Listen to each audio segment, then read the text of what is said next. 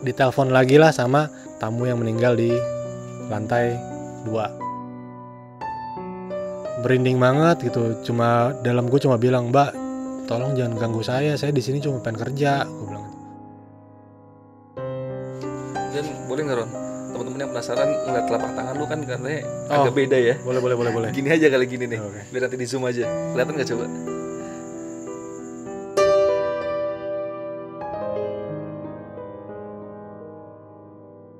Halo buat teman-teman yang udah subscribe ataupun yang belum subscribe Lentera Malam. Biar teman-teman selalu dapat notifikasi setiap kali Lentera Malam update video baru, teman-teman bisa nyalain loncengnya seperti video di tengah ini nih. Jadi jangan lupa untuk nyalain loncengnya.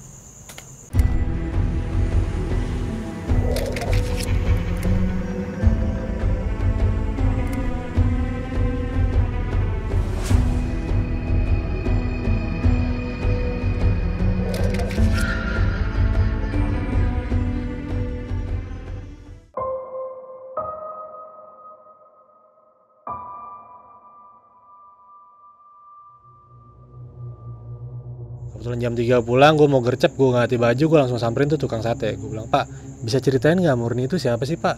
Gue bilang gitu sama tukang sate. "Oh, Murni, jadi gini deh, ini sebelum hotel ini dibangun, ini nih tadinya nih rawa tambak udang," kata dia gitu. Terus, nah ada namanya perempuan di sini namanya Murni, gitu kata tukang sate gitu kan. "Emang kenapa Mas?" kata tukang sate. "Nggak apa-apa sih Pak, cuma pengen tahu doang." "Ya udah deh Mas, saya balik dulu ya." Gue mikir ini orang kentang banget cerita tentang Murni kan. Gue, Murni ini siapa gitu, cuma bilang dulu ada yang tinggal Murni. Gue kan jadi pikiran, oh mungkin nih Murni tinggal rumah di sini digusur, terus dia pindah kemana, terus mungkin dia masih suka check-in di sini kan. Gue mikirnya gitu kan. Udah gue pikir ya udahlah Pak, ya udah gue juga nggak mau maksa dia cerita untuk ceritain si Murni ini. Seperti biasa kebagian lagi lah sip malam gue.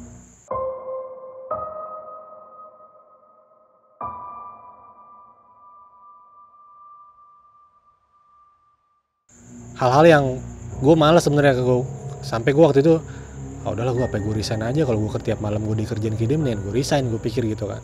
Cuman lagi-lagi temen gue nenangin, udah ntar lu juga biasa kata dia gitu. Ya udahlah gue coba, gue biasa aja lah. Masuk malam ada telepon lagi dari 705 di jam yang sama. Setiap jam 1 kurang itu pasti dia nelpon. Gue lihat dulu, gue sampai di komputer FB tuh gue liat nggak ada, kosong, tapi ini nelpon. Gue angkat, kali ini nggak ada ngomong apa, nggak ada misalnya mesen kayak apa, cuma ada kayak orang gitu. Terus Imran, cuma kok nama gue tahu gitu kan, apa anak-anak housekeeping lagi ngerjain gue. Cuman gue liat anak housekeeping aja kalau malam kalau nggak ada tamu yang request ngapa-ngapain pasti pada nongkrong di panggung. Gue liat, gue matiin dong, gue takut, gue matiin aja telepon. Gue cerita kan anak ada yang nelpon, cuman manggil nama gue doang. Udah kenalan itu, Murni kenalan. Gue bilang, "Murni siapa sih? Lu udah nanya tukang sate belum?" kata temen gue. "Udah, cuman jawabannya kentang, tanggung," gue bilang gitu. "Ya udah ntar lu tanya lagi aja," kata dia gitu. Lama nelpon lagi, cuman gue nggak berani angkat kan, karena emang tuh di layar komputer tuh nggak ada tamunya lah di situ 705 itu. Gue nggak berani, gue angkat, gue diemin aja. Gue diemin, cuman semakin gue diemin kayak semakin gangguan tuh semakin sering banget. Mulai suara kayak orang jatuh, terus kayak bilang tolong kayak gitu dari lantai. Jadi ini hotel gue bentuknya gini, jadi kalau lo di lobby lo nengok ke atas tuh lowong, jadi pinggiran gitu ya bentuknya ini. Jadi lowong, kamar gitu, tengahnya kosong. Itu kayak ada suara orang bilang tolong gitu, perempuan. Gue lari ke depan, gue bilang, "Lo ngapain?" kata teman-teman. "Itu ada minta tolong di atas." Nggak denger gue, kata dia gitu. "Ada," gue bilang, "di atas, cuman gue nggak tahu di mana." "Wah itu mah Murni," kata dia gitu. Gue sama gimana sih, "Murni siapa sih?" gue bilang, "Murni siapa?" gue bilang gitu. "Gak ada yang mau ngasih tahu anak-anak." "Udah ntar lu juga tahu lah," kata dia gitu. "Udah pernah lihat belum?" "Ya gue nggak tahu Murni itu siapa," gue bilang gitu. Terus anak-anak cuma malah pada ketawa doang kan. Semakin penasaran gue. Besok gue pulang pagi, gue tungguin sampai tukang sate itu datang. Harusnya gue pulang jam 7. Gue bela-belain tukang sate itu datang jam 10. Gue saking gue pengen ngobrolnya sama tuh si tukang sate.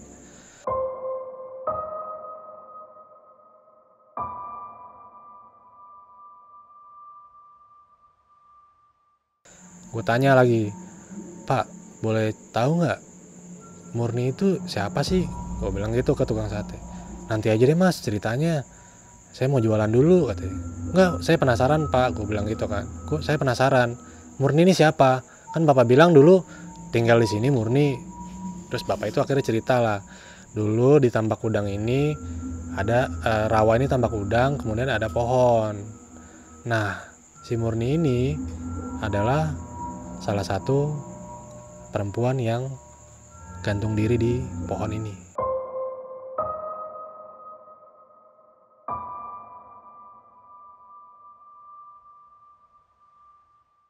Itu gue bener-bener yang total merinding banget kan. Di situ ditambahin lagi sama dia meninggalnya pakai baju merah mas. Dibilang itu, gue yang langsung kepikiran, jangan-jangan yang gue lihat itu si Murni atau siapa. Gue langsung, Pak seriusan Pak? Iya, sampai sekarang juga masih tinggal di sini katanya gitu. Emang kenapa? Gue bilang gitu. Ya itu nggak ada yang tahu dia bunuh dirinya kenapa. Yang jelas dia gantung diri di pohon pakai baju merah. Dari situ akhirnya udahlah, gue pikir ya udah gue biasa nih, gue besok gue malam masih masuk malam lagi. Gue bilang ke anak-anak, gue udah tahu si Murni siapa, gue cerita. Nah kalau udah tahu ya udah lo biasa aja, toh emang dia suka kayak gitu, kata anak-anak gitu kan. Cuman impactnya gue sering banget, salah satu teman nyeletuk lah, seneng kali sama lo kata dia gitu, makanya lo sering digangguin. Gue bilang ya amit-amit lah, gue bilang gitu kan. Udahlah, gue jagain seperti biasa. Lagi-lagi di 7.05 nih, jam 1 kurang pasti nelpon. Gue sampai nanya ke anak-anak yang sebelum gue ini, sebenarnya kalau jam 1.05 setiap jam 1 7.05 ada nelpon kayak gini nggak sih? Gue tanya ke anak kan, kata dia nggak ada. Soalnya tiap gue yang jaga nih 7.05 nelponin gue mulu. Gue bilang gitu. Ya udah mungkin dia seneng kali sama lo, kata dia gitu kan. Gue bilang seneng kayak gimana? Gue nggak yang gimana. Cuman karena rasa penasaran gue, ya udah gue angkat. Mas, pesan nasi goreng, telur sama sate. Oh maksudnya nasi goreng ini ya? Gue bilang gitu. Iya, cuman gue nggak bilang ke kitchen. Gue cuma bilang gini doang, Kang ada yang pesen, gue keluarin duit gue sendiri, gue bayar. Nanti biar masuk ke restoran gue yang bayar. Karena saking penasarannya gue, biar dibikinin lah ibaratnya sama si chef. Sambil dibikinin udah selesai itu nasi goreng, gue taruh di depan 7.05. Bodo amat, feeling gue mau ada yang makan mau nggak bodo amat, gue taruh di situ. Turun ke bawah, telepon lagi, Mas makasih ya katanya. Makasih, gue nggak nyautin nggak apa, dia cuma bilang Mas makasih ya. Udah gue tutup telepon, gue diem. Gue nunggu maksudnya dia bakal nelpon gue lagi atau enggak gitu. Semenjak kejadian gue naro itu nasi goreng, dia nggak ada yang namanya nelpon lagi semenjak kejadian itu, nggak ada nelpon. Cuman uniknya adalah beberapa hari setelah itu ada rombongan dari DPRD manalah gitulah, dari daerah sana. Mereka pesta, minum, kemudian overdose sampai dari hidung keluar darah kan. Datang polisi, dibikin polis line. Udah di situ jaga malam lagi gue ceritanya. Gue jaga malam, gue nemuin hal yang sama. Ditelepon lagi lah sama, bukan 7.05, tapi dari tamu yang meninggal di lantai 2 yang dari tadi yang gue bilang. Dia nelpon ke situ, gue pikir kan tadinya wah jangan-jangan ini gue mau digangguin nih gitu gue pikir, tapi ternyata memang di situ ada tamunya. Dia pesan makanan, gue pesan makanan, dan yang anehnya adalah di situ dia pesan makanannya sama seperti 7.05 pesan. Gue anterin ke sana, dia cuma bilang gini sama gue, ini sebenarnya bukan buat saya mas, cuman tadi ada mbak minta pesan ke saya, nanti katanya perempuan itu mau masuk ke kamar saya katanya gitu, dipesanin makanan yang sama. Udah gue langsung mikir, apa dia udah mulai gangguin tamu apa gitu kan.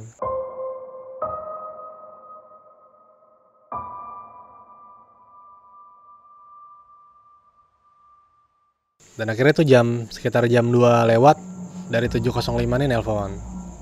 Gue coba angkat, maksudnya kalau emang lo pengen berinteraksi sama gue, ada yang pengen lo ceritain, mungkin ini orang mau cerita gitu kan. Dia lagi-lagi cuma bilang makasih mas gitu. Udahlah, gue pikir ya gue nggak bisa jawab apa-apa. Cuman pada malam itu, malam yang nggak bakal gue lupain, karena itu interaksinya bener-bener sampai mau subuh. Dan ada yang minta tolong lagi, ada yang suara orang nangis, cuman yang denger tuh bukan temen gue, cuma gue doang gitu. Gue nanya lagi, lo denger nggak denger gitu. Gue sesekali gue ngeliat gue jalan ke tengah lobi, gue ngeliat ke atas kan, dari lantai berapa sih minta tolong gitu. Gue pikir apa dari dia kah atau dari mana. Udah gue diemin lagi, cuman nggak tahu kenapa gue di situ kayak yang ya udah lo coba aja ke 705 gitu, kali pengen nyampein sesuatu atau apa gitu. Feeling gue tuh kayak ada yang udah lo kesono aja gitu kata, dalam feeling gue tuh. Cuman gue nggak berani karena gue kesono ntar tiba-tiba kesana ternyata mukanya kayak gimana gue parno juga kan gitu. Udah anak-anak tidur nih biasa nih kalau jam 2:30 nih udah mulai, jam 3 nih udah mulai tamu-tamu jarang yang check-in kan, paling cekot nanti jam 6 gitu yang pada mau breakfast. Anak-anak pada tidur, cuman karena gue nggak tenang ya udah gue biasa aja, jadi gue cuma jagain telepon. Nah di restoran ini tempat orang-orang breakfast itu ada satu smoking room terus dengan backgroundnya itu hutan pinus. Di situ gue dengar ada suara manggil, "Mas, order." Gitu. Gue pikir, wih, lumayan nih, gue nggak munafik juga, lumayan kalau dapet tip ada tamu jam segini mesen kan. Santai lah gue pikir kan. Gue ke ruang itu dong, ke ruang smoking itu gak ada orang. Gue langsung mikir, jangan-jangan si Murni. Terus dalam hati gue bilang, ya udah kalau emang ada yang pengen lo sampein, ada yang pengen lo omongin, ya udah ngomong aja di sini gitu, ngomong aja gitu. Pas gue jalan mau balik lagi ke tempat restoran, manggil lagi, "Mas," gitu. Dan itu gue lihat, jadi kan besinya itu besi, kalau yang di smoking room itu kan besi apa, kursi besi terus kaca, meja kaca. Ya gue lihat dia ada duduk di situ. Gue pengen ini cewek yang gue lihat di lantai 7, apakah mungkin ini yang disebut Murni, cuman ngebelakangin gue doang. Gue agak-agak jiper juga gitu, maksudnya ntar gue samperin, gue ngejerit anak-anak di situ pada bangun, ternyata pas dilihat nggak ada siapa-siapa. Gue juga parno kan, gue malu. Gue santai, gue buka kaca, itu gue yang gue bener-bener udah gemeteran, udah merinding banget gitu. Cuma dalam gue cuma bilang, "Mbak, tolong jangan ganggu saya di sini cuma pengen kerja," gue bilang gitu. Dia masih ngebelakangin gue dan dia nengok, itu mukanya nggak biasa aja, mukanya pucat, cantik lah, ibaratnya kayak orang-orang cantik. Dia nengok, dia cuma bilang, "Makasih Mas," dia cuma bilang gitu doang. Udah, gue di situ langsung ke jalan, gue cepet gue mau nengok gini lagi itu udah nggak ada. Gue ceritalah ke teman-teman gue bangunin, bang tadi ada yang itu namanya Murni bukan sih, yang gue bilang yang pakai baju merah, ceweknya cakep bang, gue bilang gitu. "Demen kali sama lo," jawabannya lagi sama kayak gitu, "demen kali sama lo." Udahlah. Nah karena gue penasaran, besok paginya kayak ini si tukang sate ini cerita belum lengkap, maksudnya belum yang apa sih, dia benar-benar nunjukin lo si Murni ini kenapa dia bisa suicide, bisa bunuh diri. Dia nggak ngomong sampai akhirnya gue, yaudah lo gue tungguin tukang sate, gue kapan sih bang lo bisa lo ceritain tentang si Murni ini sampai real, sampai bener-bener clear gitu. Jadi gue nggak ngerasa digangguin terus, karena gue ngegantung gitu, apa mungkin ada yang pengen disampaikan ke gue atau ke gimana.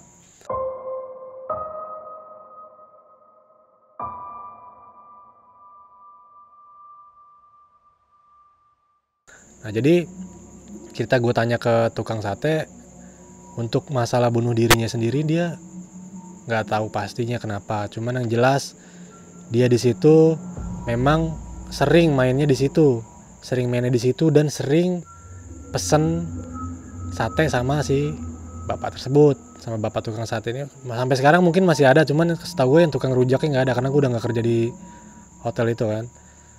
Udah dapat jawaban dari situ bahwa oh ternyata si Murni ini memang dia suka makan sate sebelum dia suicide, bunuh diri di pohon itu. Dari tahun berapa lah, ibarat itu emang udah tua lah. Itu kan hotel itu dibangun 2007 atau 2000 berapa. Nah sebelum itu rawa, dan bapak-bapak itu lebih tahu kronologisnya di sekitaran situ lah. Ngobrol sama anak-anak, ya gue udah dapet jawaban nih. si Murni itu siapa. Terus kata dia, wah lo biasanya anak-anak baru mah udah pada mental, makanya ini lo hebat juga bisa sampai lo bertahan segini gitu. Sampai akhirnya gue saking gue penasarannya, gue pengen gue ngalamin, gue minta sendiri gue masuk malam. Gue bilang harus gue masuk sore, gue boleh nggak tukeran masuk malam, gue bilang gitu. Bener, pas gue masuk malam dia nelpon, dia cuma bilang makasih. Terus gue bilang iya mbak, sama-sama, gue bilang gitu. Terus udah seperti biasa ditutup telepon, gue pesenin lagi kayak biasa pakai duit gue sendiri, ke save, gue taruh lagi di situ di depan kamarnya. Dan gue ngelihat dia, jadi sebelum gue keluar lift belok kiri, si Murni ini ada di depan pintu lagi ngadap pintu. Karena gue ngeri kan di lantai atas, gue kalau gue loncat gue ngeri juga karena nggak ada orang di situ. Dan gue kalau gue teriak gue parno juga kan. Gue taruh di nasi goreng spesialnya itu yang pakai sate sama telur, gue taruh di belakang lift, gue taruh. Dan dia nengok cuma bilang bahwa dia meninggal tuh karena laki-laki yang ninggalin dia katanya namanya sama kayak gue. Sejak kejadian itu gue udah naruh itu, gue yang ya udah gue pikir ya udah mungkin ini cara berkenalan dia. Dan gue selalu kalau gue mau ini gue selalu baca, gue selalu doain dia. Seminggu mungkin tadi masih suka nelpon, sampai akhirnya dia nggak pernah gangguin gue lagi. Dan gue tahu kenapa dia bisa bunuh diri, dan itu menurut gue sebuah pesan yang pengen dia sampein gitu, cuman nggak pernah tersampaikan karena orang tukang sate juga nggak tahu dia bunuh diri kenapa. Dia cuma bilang bahwa namanya sama kayak gue nggak tahu cuman dia kenapa bunuh diri. Dan gue juga jadi parno, apakah si cowok ini nyanyain dia atau gimana. Gue jadi ngerasa keganggu. Cuman ya gue pikir positifnya adalah ya udah mungkin namanya sama, mungkin permintaan dia ketika mau meninggal mungkin juga sama, mungkin berantem kah sama si cowok ini sebelum apa akhirnya dia bunuh diri, mungkin ada hal-hal lain. Dan itu hal mistis sampai sekarang. Dan setahu gue sampai sekarang sosok Murni ini masih suka nampakin diri di lantai 7, dan itu lebih ke karyawan dan kadang beberapa tamu. Itu aja cerita dari gue. Semoga pengalaman gue kerja di hotel, dan pasti teman-teman yang kerja di hotel pernah ngalamin hal yang serupa, namanya hal mistis seperti ini. Adalah hal yang lumrah kalau teman-teman yang udah lama kerja di hotel mungkin baru-baru kaget. Tapi pesan moralnya adalah bahwa sesuatu yang kita nggak tahu, sesuatu yang kita tadinya kita bener-bener buta, sampai kita tahu penyebabnya kenapa, dan seenggaknya dia nggak ngegangguin kita lagi. Dan ya udah, doain aja yang terbaik buat siapapun itu yang pernah, sosok-sosok yang pernah kita lihat, biar dia tenang di sana dan nggak gangguin siapapun. Sekian cerita dari gua. Assalamualaikum warahmatullahi wabarakatuh.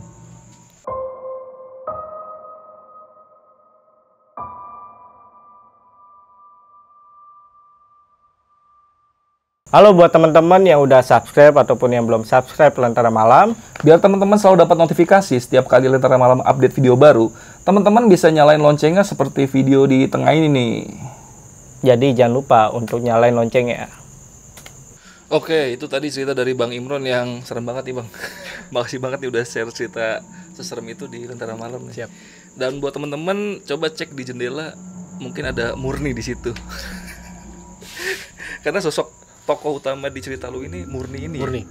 Dan sejarahnya tuh bunuh diri ya. Bunuh diri. Hotelnya boleh tahu nggak sih itu hotel bintang berapa sih? Bintang 3. Bintang 3. Bintang 3 persis banget pinggir jalan lah. Pinggir jalan. Nah, buat teman-teman silakan menebak-nebak sendiri di mana lokasi hotel itu. Karena Bang Imron nggak bakal buka-bukaan lah, Ya. karena itu kan Privacy ya. Privacy. Takutnya namanya jadi jelek dan Iya. Bang Imron nanti dituntut lagi Iya. kan. Karena itu kan pengalaman lu pas kerja dari tahun berapa sih, Bang? 2009 2009 sampai 2019. wah, berarti lu 10 tahun di 10 situ. tahun. Setelah dari situ lu pindah kemana lagi tuh kerja? Ke admin di salah satu perusahaan fitness. Fitness. Ya. Oh iya. Dan gue mau nanya nih, itu kan dari senior-senior yang lu bilang itu, Iya. biasanya emang kalau ada anak baru di situ sering digangguin sama si Murni itu. Sering digangguin, cuman mungkin digangguinnya nggak seintens gua, nggak sesering gua. Cuman dia bilang nanti juga ada yang kenalan, nanti juga lo udah biasa kata dia gitu. Awal-awal tuh nanti juga ada yang kenalan. Gue pikir apaan sih gitu kan. Iya. Berarti senior lu tuh nggak mengira kalau kejadiannya se ekstrim yang lu Iya, rasain. ekstrim Sampai gua rasain. ditelepon berkali-kali. Iya. Mesen makanan Mesen juga makanan yang sama, kan. Sama itu siapa tadi? Sate. nasi goreng, sate sama telur. Awalnya dia minta cuma sate ya. Nasi goreng. Nasi goreng. Nasi goreng, terus telur, terus dia bilang minta sate. Gue bilang kalau sate nggak ada, cuman kalau nasi goreng sama telur sama sate ada. Jadi itu dia minta sate yang beberapa porsi gitu. Gue bilang nggak ada. Ada cuma sate dua tusuk. Dua tusuk dari nasi goreng nasi itu. goreng. Oh iya. Gitu. Dan dia mau di situ. Mau. Karena ternyata sejarahnya pas lu ngobrol sama tukang Tukang sate, sate, si Murni itu sebelum meninggal suka beli beli sate. sate. Di situ. Itu ngeri banget sih, mirip kayak Susana ya. Ya. Iya. Gue jadi ingat Susana pas lagi Iya, tadi iya, Bang Imron cerita. Gitu kan yang ceritanya dia makan sate. Makan sate. 1000 tusuk apa 100 tusuk ya? 1000 tusuk ya? 1000 tusuk. Tapi ini kalau yang lu lihat kan pakai baju merah ya. Baju merah. Mungkin ini yang disebut dengan kuntilanak merah juga kali ya. Atau Kalau enggak? ini sih enggak sih, karena sosoknya juga nggak rambut panjang, enggak. Biasa kayak sebahu aja. Sebahu. Oh berarti nggak panjang rambutnya? Enggak. Bajunya baju merah biasa atau Baju kayak baju daster. baju daster? Kayak baju daster, kayak ada corak cuman dominan merah lah. Oh, berarti ada coraknya. Iya. Nggak polos merah kayak Enggak. gambaran kuntilanak merah Enggak, sekarang gitu ya. enggak. Dan sempat kejadian-kejadian itu kayak orang baru check-in langsung keluar Langsung lagi. keluar.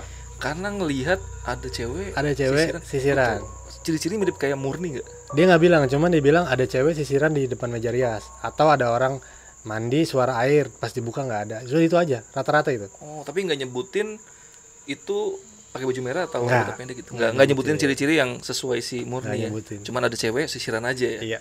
Dan kejadian yang menurut gua serem juga nih pas lagi temen lu ngebuka sampah tuh. Oh kepala. iya. Karena itu kan kejadiannya nggak cuma dia yang ngeliat kan, maksudnya bukan dia yang ngeliat sendiri, tapi itu kan rame jadi rame kan, gara-gara dia ngelihat Lihat kepala. Iya. Itu temen lu setelah itu sakit atau gimana sih?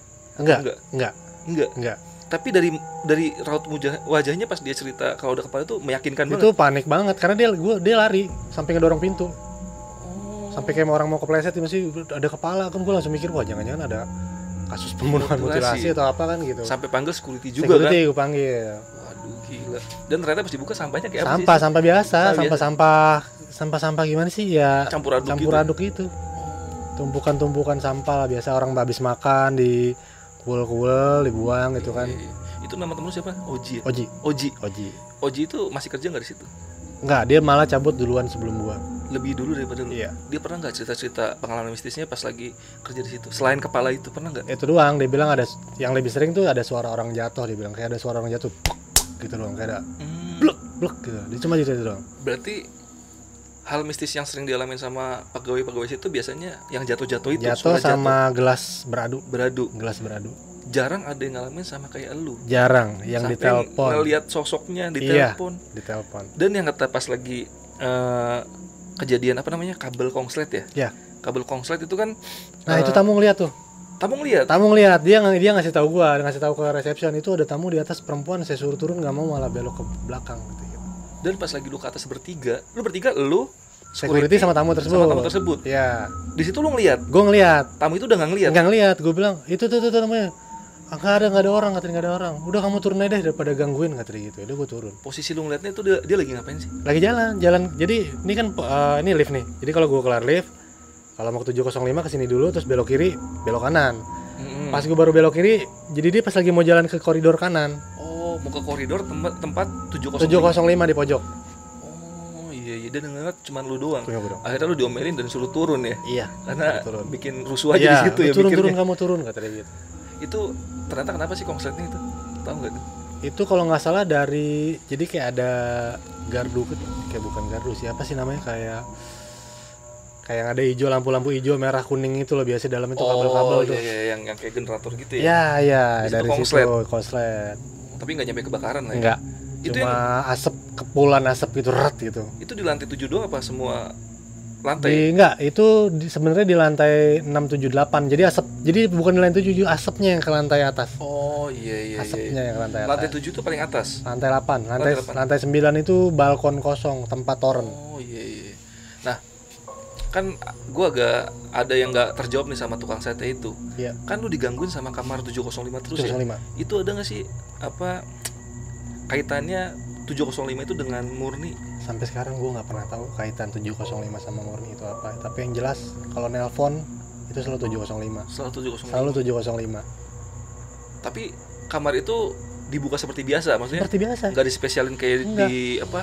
Yang hotel Yang di Hotel Samudra Sol Elite Marbella gitu kan. Iya. Enggak. Hotel yang di mana itu yang di Pelabuhan Ratu? Pelabuhan Ratu enggak. Kan disegel tuh kan akhirnya. Kalau situ enggak. Berarti Sering juga ada yang sering main ke situ. kepake. Jadi misalnya ada rombongan kan memang rata-rata tamu pemerintahan. Jadi kalau ada tamu pemerintahan itu kadang sampai lantai 8 full kepake semua. Ya dibiasa aja dijual biasa. Iya. Jadi lu sampai sekarang nggak tahu jawabannya kenapa kamar 705 itu Iya. ya. Kalau gantung diri kan biasanya di posisi bawah itu kan mungkin biasanya di bawah kan. Ini kenapa di atas tinggi banget 705 ya. Iya.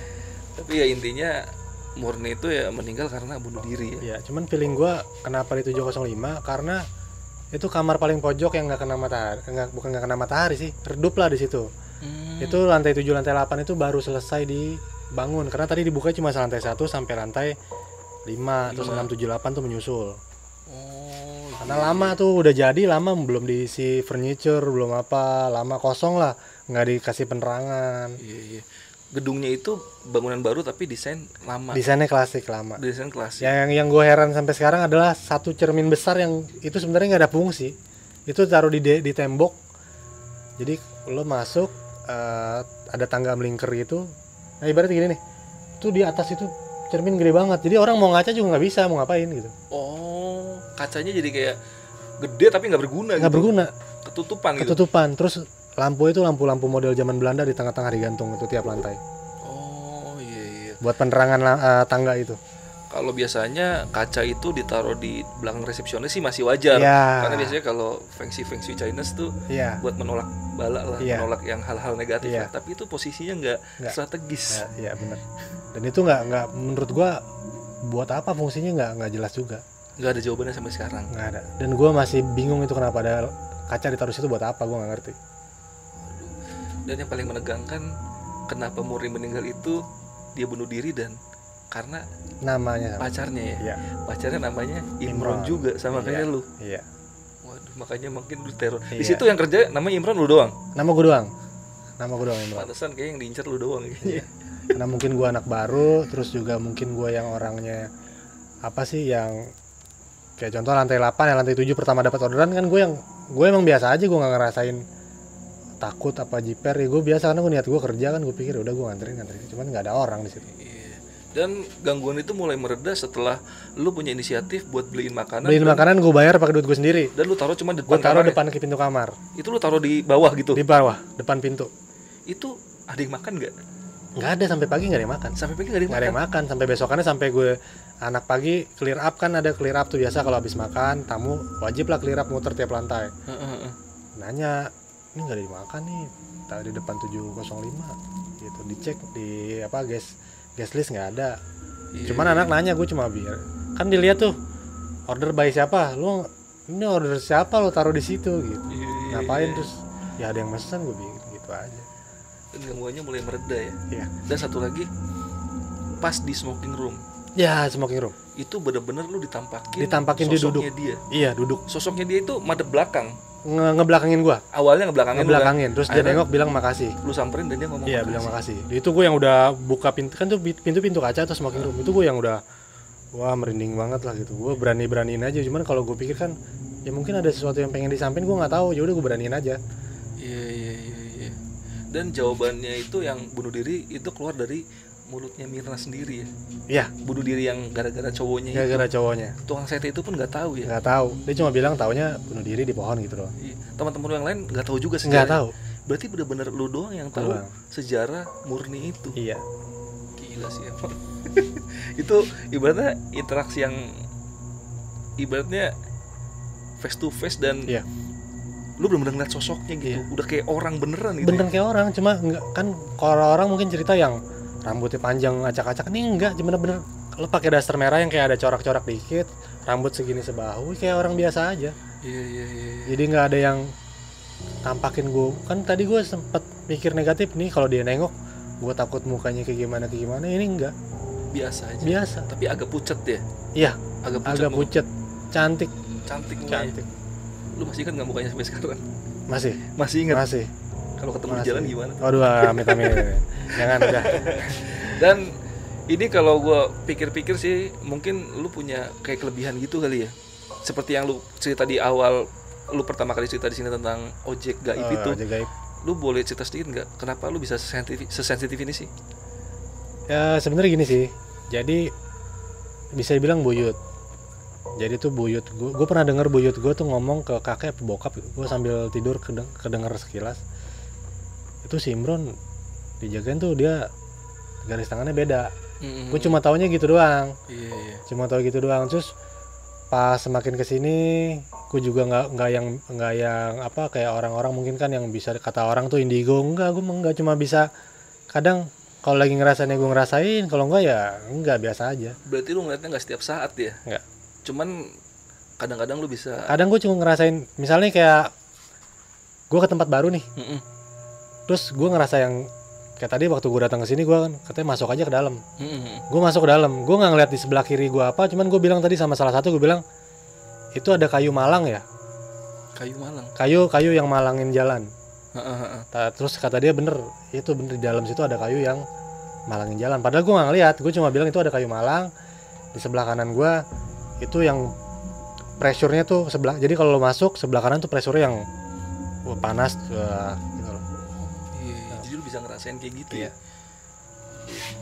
Dan Jangan- itu nurun kayaknya ke anak, ke anak lu juga kayak gitu. kayaknya nurun ke anak gua. Karena tadi pas off cam si Imron sempat cerita sama gua, anaknya sempat ngeliat. Sama dia bilangnya kakaknya kucing. Waktu Kakaknya gue kucing. perjalanan dari Cibatok nganterin nyokap tengah malam jam 10:30, jadi lewatin pertengahan sawah yang ada kuburan di atas. Jadi anak gue bilang, "Pak, ada kakaknya kucing." Kita satu mobil tuh nggak ada yang lihat.